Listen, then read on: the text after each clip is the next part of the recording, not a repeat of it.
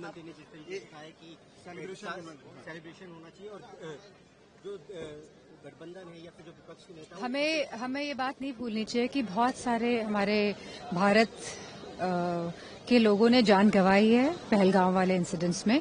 और सबसे पहले तो जहां हमें श्रद्धांजलि देनी चाहिए और सभी परिवार वालों के साथ जहां हम खड़े हैं वही हम चाहते हैं कि पार्लियामेंट में डिस्कशन हो कि कहीं न कहीं इंटेलिजेंस फेलियर जो हुआ है और जो इतनी सारी टूरिस्ट लोगों ने जो अपनी जान गंवाई है और जिसके भरोसे वो लोग गए थे जम्मू कश्मीर में जिस सरकार के भरोसे, तो कहीं ना कहीं सरकार जिम्मेदार है, उस पर डिस्कशन होना चाहिए। देखिए, हम उत्साहित हैं कि काफ़ी लंबे समय बाद में, क्योंकि मानसून सत्र अब ये शुरू होने जा रहा है और जो भी जनहित के ख़ास तौर से मुद्दे हैं उनको घेरने का काम हम सरकार को करेंगे। घेरने का मकसद हमारा ये नहीं है, हमारा मकसद ये है कि जो जनहित के मुद्दे हैं जिन पर सरकार की नीतियाँ सही नहीं हैं उनको सरकार को आईना दिखाने का काम करेंगे। लेकिन ये कहा जा रहा है कि इंडिया अलायंस कह रहा है कि हम पहलगाम का मुद्दा है या फिर प्रधानमंत्री को उस पर जवाब देना चाहिए ऑपरेशन सिंदूर वाले मामले पे पूरी तरीके से इसकी मांग कर रहे हैं। आप लोग भी ये मांग कर रहे हैं कि प्रधानमंत्री जवाब दे इस विषय पर?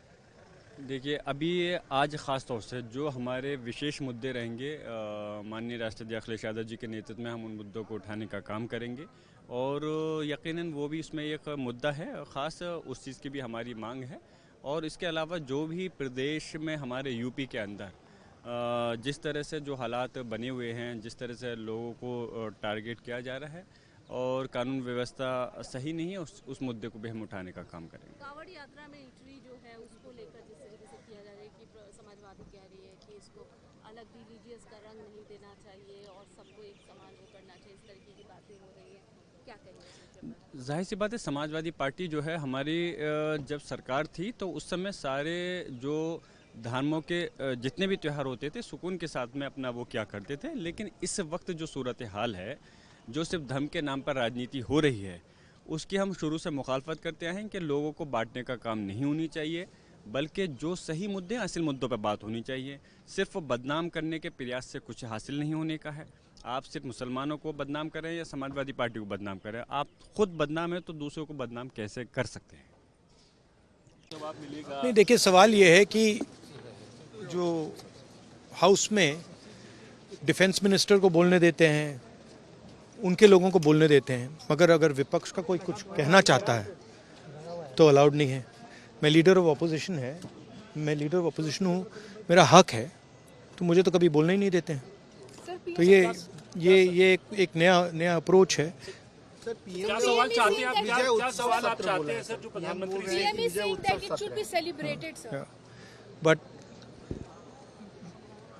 दौड़ के निकले हाउस से एक सेकंड में, तो डिस्कशन हाँ, चर्चा तो होगी, अगर वो अलाउ करेंगे तो होगी। मगर इशू ये है कि कन्वेंशन कहता है कि अगर सरकार के लोग कुछ बोलें तो हमें भी स्पेस मिलनी चाहिए।